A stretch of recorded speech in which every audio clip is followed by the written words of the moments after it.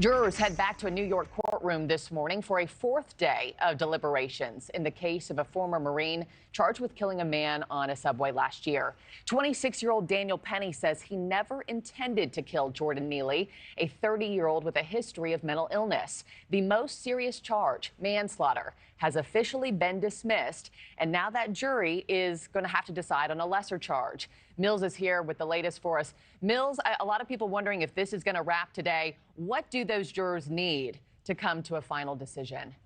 Yeah, well, good morning to you, Markie. The jury has just a couple of hours before they are back in the court to consider a different charge. Daniel Penny faced two charges originally, one of second-degree manslaughter and one of criminally negligent homicide. After days of trying to come to an agreement about whether Penny was guilty of second-degree manslaughter, Judge Maxwell Wiley took the unusual move of dropping that charge and telling the jury to move on to the second charge. Now the jury needs to decide if Penny is guilty of criminally negligent homicide in the death of Jordan Neely.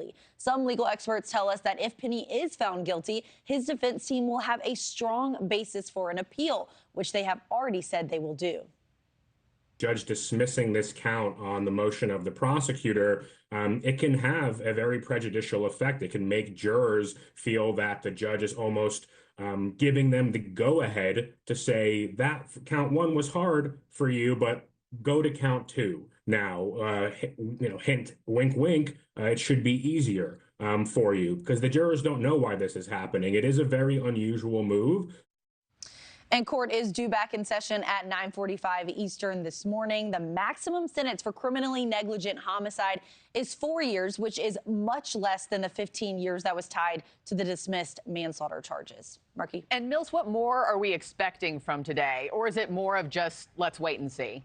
Well, a big part of this case has revolved around whether or not Penny's actions were justified.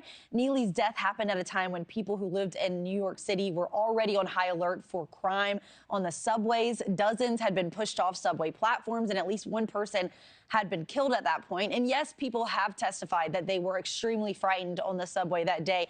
But where do we draw the line? This is a question with no easy answer. The jury has asked the judge to have the definition of recklessness and negligence repeated.